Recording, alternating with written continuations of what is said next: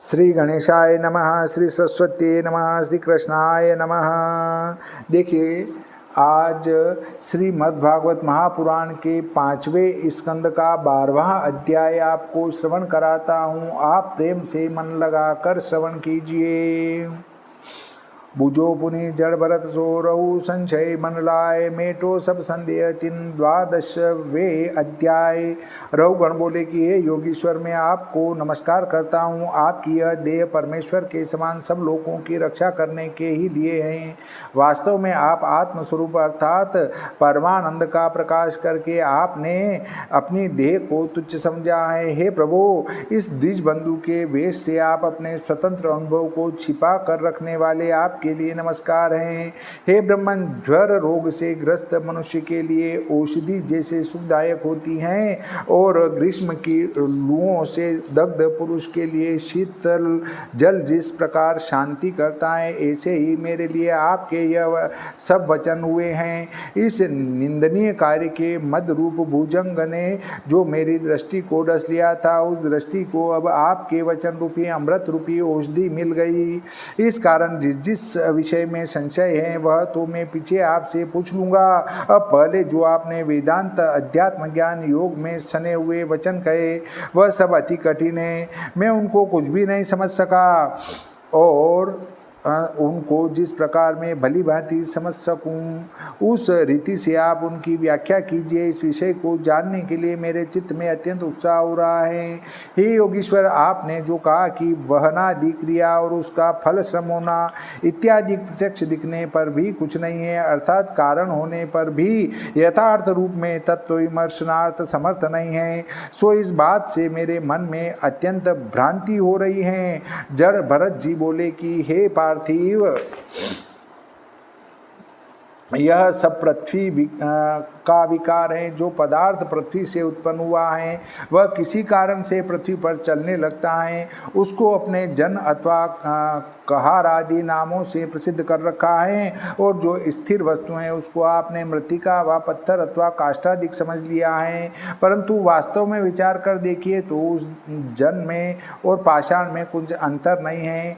पाषाण जड़ होने के हेतु किंचन मात्र भी परिश्रम व भार आदि नहीं उठा सकता और न उसमें उठाने का सामर्थ्य है। इसी प्रकार कहार का भी भार उठाना अथवा परिश्रम आदि कर्म समझना वृथा है। इसको भी जड़ समझना चाहिए, क्योंकि जिस वस्तु को परिश्रम होता है उसको जो सत्य निरूपण हो सकता हो तो निश्चय अपने आप को अथवा औरों को परिश्रम होना सत्य भी मान लेता, परंतु उसका सत्य होना ही असंभव है, क्योंकि अंगों के अतिरिक्त अंगों का निरूपण ही किसी प्रकार नहीं हो सकता। प्रथम यह निश्चय कीजिए कि कहार की देह में क्या क्या अंग हैं। देखो, जो पृथ्वी से उत्पन्न हुआ कहार है उसके पृथ्वी पर ही पाँव हैं और पाँवों पर गुल्फ हैं, गुल्फ पर जंगा हैं, जंगाओं पर जानू हैं, जानुओं पर सांतल, सांतलों पर मध्य देश पर छाती, छाती पर ग्रीवा और शीर हैं और इधर उधर कंधे हैं। कंधों के ऊपर कोई अवयव भी हो सो भी नहीं है। उसके ऊपर काठ की बनी पालकी है। उस शिबिका में भी कोई अंग नहीं है। उसमें सोवीर नाम एक राजा पार्थिव विकार मिट्टी का थुआ बैठा हुआ देखता हूँ। इस पार्थिव विकार में ही तुम्हारा आत्मा अभिमान है कि मैं सिंधु देश का नरेश हूँ और पालकी में सवार हूँ। बस इसी गर्व के मद से तू अंधा हो गया है। यह सब बोझा ढोने वाले मनुष्य अधिक कष्ट भोग करके अति दीन मलिन तनु क्षीण हो रहे हैं, जिनको देखकर चित्त महादुखी होता है। उनको तूने बलात्कार बेगार में पकड़कर पालकी में जोता है। इस कारण तू अति निर्दयी और महापापी है और इतने पर निर्लज हो कहता है कि मैं सबकी रक्षा करता हूँ। ऐसा कहकर जो तू अपनी बड़ाई करता है यह सब मिथ्या है। तू अति दुष्ट है। विवेकी जनों की सभा में तू शोभा को नहीं पा सकता। हे राजन, ऊपर के अंगों का भार नीचे के अंगों का लगता होगा, ऐसा निश्चय नहीं होता, क्योंकि जैसा अंग वाले एक पदार्थ का तथा अंगों का भी निरूपण नहीं हो सकता। इस बात को मैं भली प्रकार जानता हूँ, जबकि पृथ्वी से ही चराचर सब पदार्थों का नाश और उत्पत्ति होती हैं, तब पृथ्वी भी अलग का विकार नहीं है, नाम मात्र से अलग हैं और कोई वस्तु इन सब व्यवहारों का मूल है। और अर्थ क्रिया द्वारा यह ज्ञान में आए तो तू ही इसको निश्चय कर। इस प्रकार जिसमें पृथ्वी शब्द का व्यवहार है उसको भी मिथ्या समझना चाहिए, वह भी किसी प्रकार सत्य नहीं है, क्योंकि वह भी अपने कारणीभूत सूक्ष्म परमाणुओं में लय हो जाती हैं।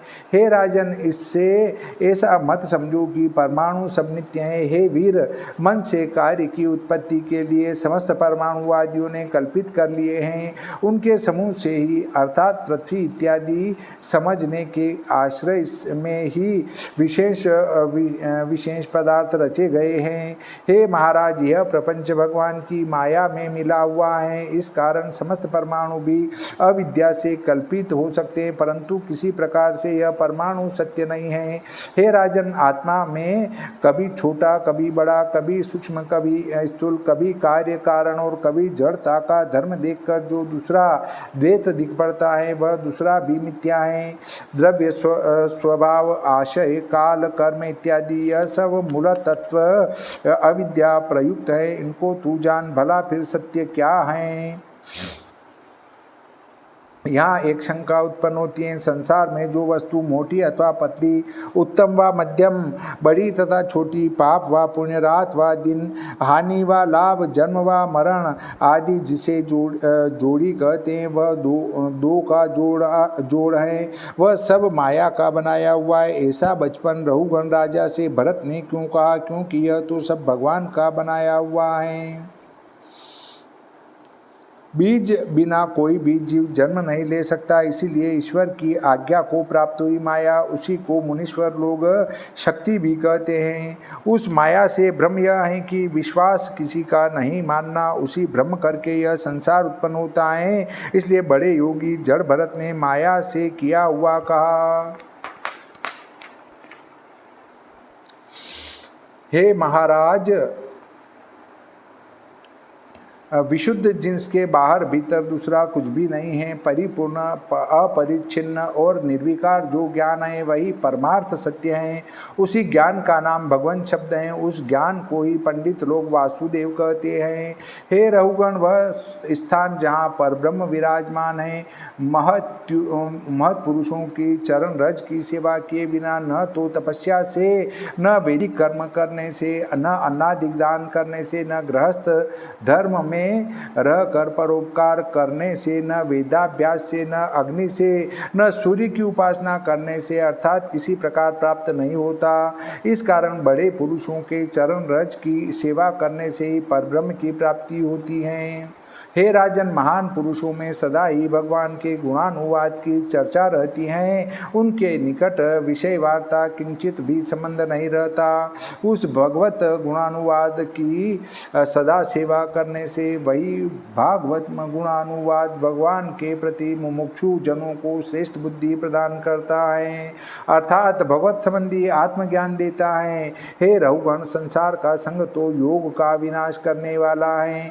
इसको मैं भली प्रकार जानता हूँ, क्योंकि मैं अपनी गति अपने नेत्रों से देख चुका हूँ। मैं पूर्व जन्म में भरत नाम एक राजा था। प्रथम ही अनेक दर्शन और श्रवण करने से संग के निमित्त का बंधन छूट गया था। इस कारण मैं नित्य प्रति भगवान की आराधना करता था। फिर देवात एक मृग के संग होने से मैं मृगत्व को प्राप्त हुआ और मेरा सब स्वार्थ नाश को प्राप्त हो गया। परंतु हे वीर भगवत, आराधना भ्रष्ट हो जाने पर भी उद्धार कर देती हैं। देखो, मैंने पूर्व जन्म में जो भगवान की आराधना की थी उससे उत्पन्न हुई जो स्मृति उसने मुझको मृगदेह में भी नहीं त्याग किया, अर्थात पहले जन्म की याद बनी रही। इस कारण लोगों का संग हो जाने के डर से मैं सबका संग छोड़ छाड़ कर अकेले घुमा करता हूँ। इसी कारण मनुष्य लोग कुसंग त्याग महापुरुषों के संग से ज्ञान रूप तलवार उत्पन्न कर उससे अपने मोह को काट संसार मार्ग के परे भगवान हरि को प्राप्त हो सकते हैं। क्योंकि सज्जनों के सत्संग से भगवान के सब कर्म दृष्ट और श्रवण गोचर हो जाते हैं और उसी से अंत समय भगवान के स्वरूप में लय हो जाते हैं। श्रीमद्भागवते महापुराणे पंचम स्कंदे भाषा टीकायां रघुगणाय जड़ भरत ब्राह्मणेन श्री भगवत कथा स्वरूप निरूपण वर्णनम नाम द्वादशोऽध्याय। श्री सरस्वती मैया की जय, श्री गणपति जी महाराज की जय, श्री कृष्णचंद्र भगवान की जय, श्री रामचंद्र भगवान की जय, श्री बजरंग बली की जय।